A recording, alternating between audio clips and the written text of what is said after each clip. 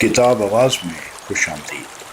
میں ہوں ابو عبداللہ اور کنٹینیو کر رہا ہوں آپ کے لیے میرا جینا میرا مرنا، چیپٹر نمبر 30، رسومات اور بدعات۔ بدعت کیا ہے؟ بدعت لفظ بدع سے ہے، یعنی با دال عین، جس کا معنی ہے اضافہ، نیا یا انوکھا پن۔ دین میں کوئی ایسا نیا طریقہ یا رسم یا کام ثواب کی غرض سے یا نیکی کا کام سمجھ کر شامل کر لیا جائے اور اسے ضروریات دین کا لازمی حصہ سمجھ لیا جائے، جس کی دلیل قرآن و سنت سے نہ ملتی ہو، اس کو بدعت کہتے ہیں۔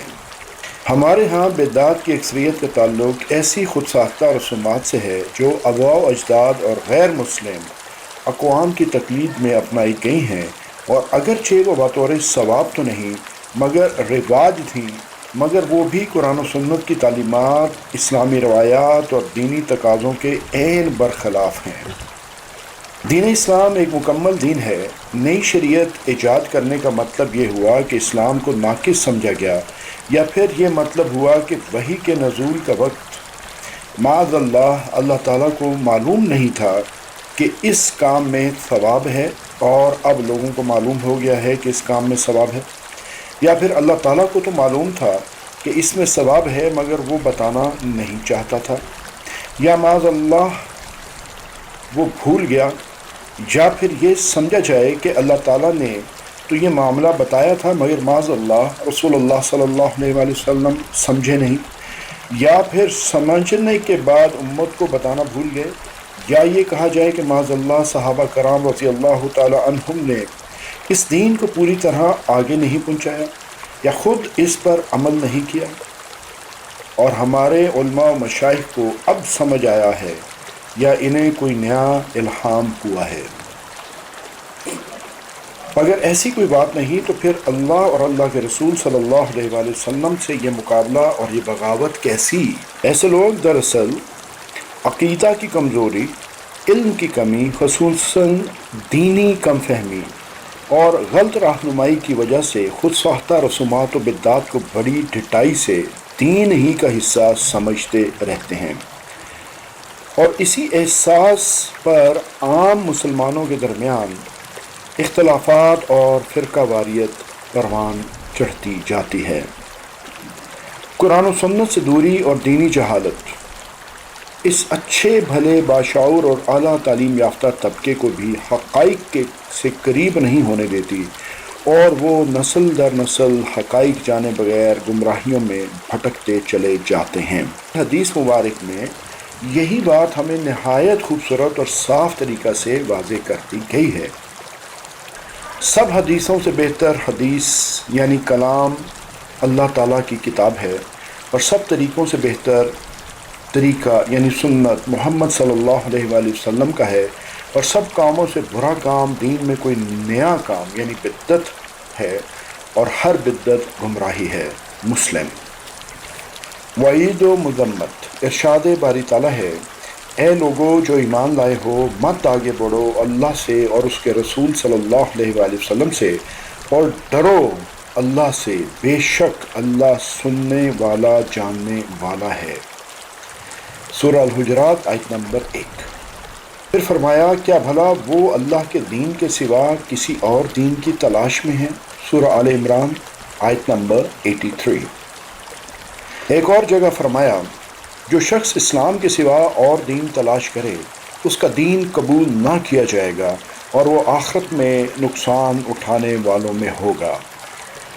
غیر دینی افعال کو جانتے بوجھتے دین کا حصہ سمجھ لینا، یا جو کام اللہ اور اس کے رسول صلی اللہ علیہ وآلہ وسلم نے نہ بتایا ہو، اس کو ان کی طرف منسوب کر لینا، اس پر قرآن کے ساتھ ساتھ حدیث میں بھی سخت وعید آئی ہے۔ جہنم میں ٹھکانہ۔ اللہ تعالیٰ فرماتے ہیں، اور جو لوگ ہمارے ان احکامات کو جھٹلائیں اور ان سے تکبر کریں گے، وہی لوگ آگ والے ہوں گے، وہ اس میں ہمیشہ رہیں گے۔ سو اس شخص سے زیادہ ظالم کون ہوگا جو اللہ تعالیٰ پر جھوٹ باندھے یا اس کی آیات کو جھٹلائے۔ سورہ الاعراف آیت نمبر 36 and 37۔ رسول اللہ صلی اللہ علیہ وآلہ وسلم نے فرمایا، جس نے مجھ پر جانتے بوجھتے جھوٹ بولا وہ اپنا ٹھکانہ جہنم میں بنا لے۔ متفقن علیہ۔ بائیں راستہ کے لوگ۔ ارشاد باری تعالیٰ ہے، رسول جو حکم تم کو دیں اس کو مان لو اور جس سے منع کریں اس سے باز آ جاؤ۔ سورہ الحشر آیت نمبر 7۔ بدعت پر ایک خطبہ دیتے ہوئے رسول اللہ صلی اللہ علیہ وآلہ وسلم نے ارشاد فرمایا، یوم حساب میری امت کے کچھ لوگوں کو لایا جائے گا اور انہیں بائیں راستے کی طرف ڈال دیا جائے گا۔ میں کہوں گا، میرے رب یہ میرے ساتھی ہیں۔ اللہ تعالیٰ فرمائیں گے، تم نہیں جانتے انہوں نے تمہارے بعد دین میں کیا کیا بدعتیں ایجاد کیں۔ بخاری۔ توبہ اور بدعت۔ رسول اللہ صلی اللہ علیہ وآلہ وسلم نے ایک اور موقع پر فرمایا، اللہ تعالیٰ بدعتی کی توبہ قبول نہیں کرتا جب تک کہ وہ اپنی بدعت کو چھوڑ نہ دے۔ طبرانی۔ فرائض و نوافل ناقبول۔ سیدنا علی رضی اللہ تعالیٰ عنہ سے روایت ہے کہ نبی کریم صلی اللہ علیہ وآلہ وسلم نے فرمایا، مدینہ عائر یعنی پہاڑ سے لے کر فلاں مقام یعنی سور تک حرم ہے، اور جو کوئی دین میں نئی بات نکالے یا نئی بات نکالنے والے کو جگہ دے گا، اس پر اللہ اور فرشتوں اور سب لوگوں کی پھٹکار، نہ ان کا فرض قبول ہوگا نہ نفل۔ بخاری۔ بدعت کیوں کر شروع ہوتی ہے؟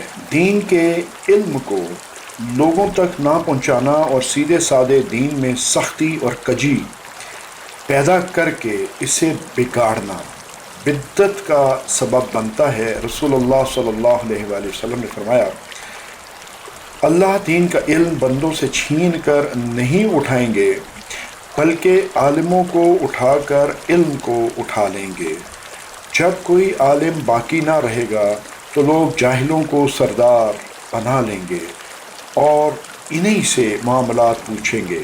وہ بغیر علم کے فتویٰ دیں گے، خود بھی گمراہ ہوں گے اور دوسروں کو بھی گمراہ کریں گے۔ بخاری۔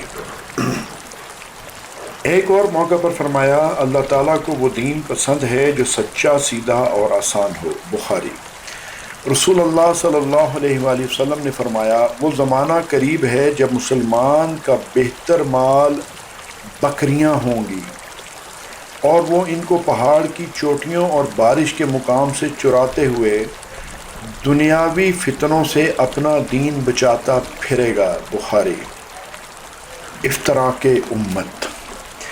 بدعت اسلامی معاشرے میں پھیلنے والی بہت سی برائیوں کی جڑ ہے۔ ان میں سر فہرست برائی فرقہ واریت ہے۔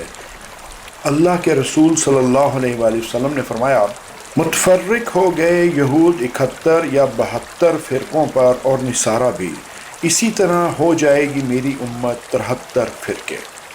دوسری روایت میں یوں اضافہ ہے، جس طریقے پر میں اور میرے صحاب ہیں اسی پر چلنے والے جنت میں جائیں گے، اور جو نیا راستہ نکال کر چلیں گے وہ جہنم میں جائیں گے۔ ترمذی۔ عمل جاریہ۔ رسول اللہ صلی اللہ علیہ وآلہ وسلم نے فرمایا، جس نے اسلام میں کوئی اچھا طریقہ اپنایا، ایسا عمل کیا جسے لوگ چھوڑ چکے تھے، اس کے لیے اس کا اپنا بھی اجر ہوگا اور اس آدمی کا بھی اجر جو بعد میں اس پر عمل کرے گا۔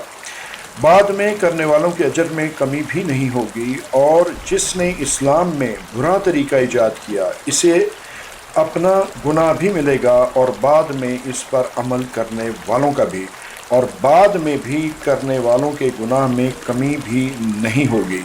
پھر نبی کریم صلی اللہ علیہ وآلہ وسلم نے یہ آیت تلاوت فرمائی، جو کچھ لوگ آگے بھیجتے ہیں وہ سب ہم لکھ رہے ہیں، اور جو کچھ آثار انہوں نے پیچھے چھوڑے وہ بھی ثبت کر رہے ہیں۔ سورہ یاسین آیت نمبر 12۔